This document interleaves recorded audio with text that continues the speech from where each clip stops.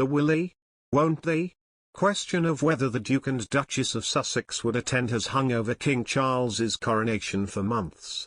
Even after the couple was formally invited by email 1 month ago, reply there came none, with the deadline reporting passing last week and organisers said to be increasingly impatient.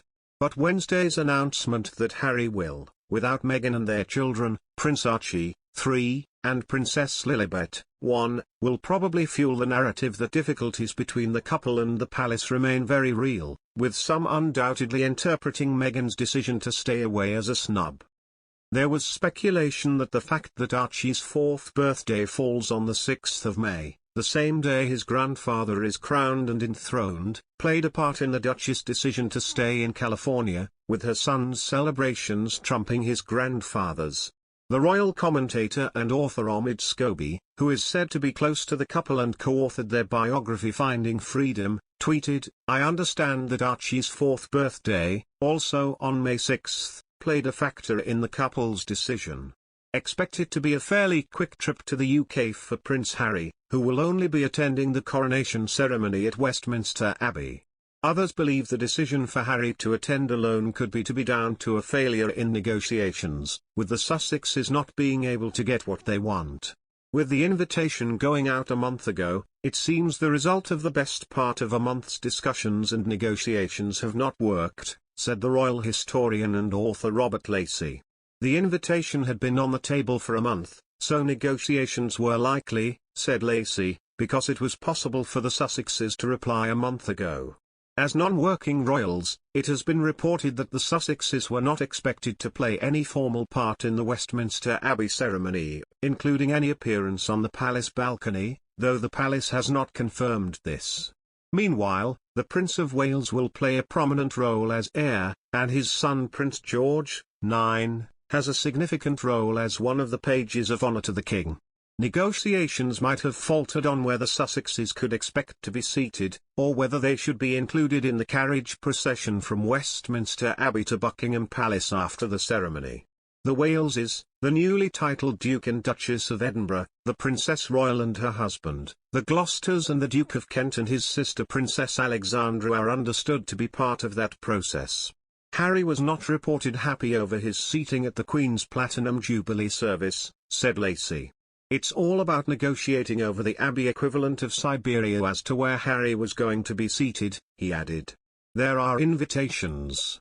And there are invitations, said Lacey, adding that the seating plan may have been the substance of what has not been resolved to the Sussexes' satisfaction. For Harry, this will be the first time he will have appeared in a public setting with the King, Camilla and William since he attacked them in his best-selling memoir, Spare. In it Heist critic Charles's parenting, accused William of physically attacking him, called Camilla dangerous and accused her of sacrificing him on her personal PR, and meaningful William and Kate encouraging him to dress up as a Nazi at a fancy party. His inflammatory claims were seen as damaging his fragile relationship with his brother beyond repair, and as further troubling his dealings with the king and the rest of the family. After the book's publication, the king had acted with a combination of firmness and conciliation, said Lacey.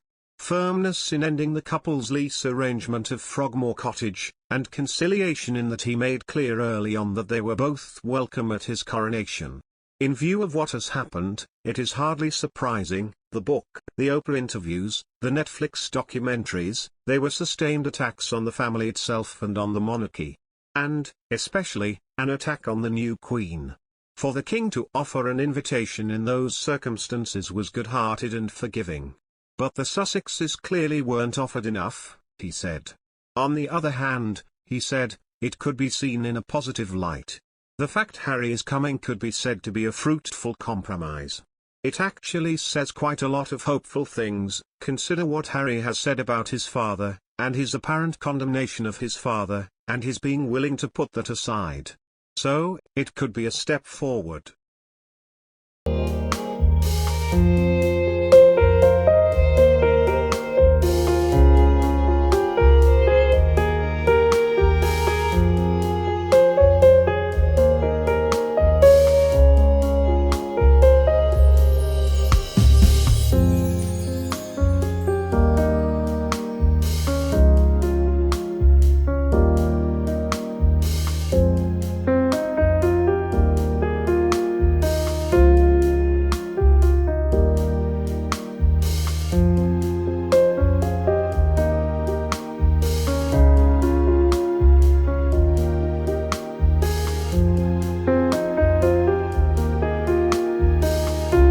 forgiving. But the Sussexes clearly weren't offered enough, he said. On the other hand, he said, it could be seen in a positive light. The fact Harry is coming could be said to be a fruitful compromise. It actually says quite a lot of hopeful things. Consider what Harry has said about his father, and his apparent condemnation of his father, and his being willing to put that aside. So, it could be a step forward.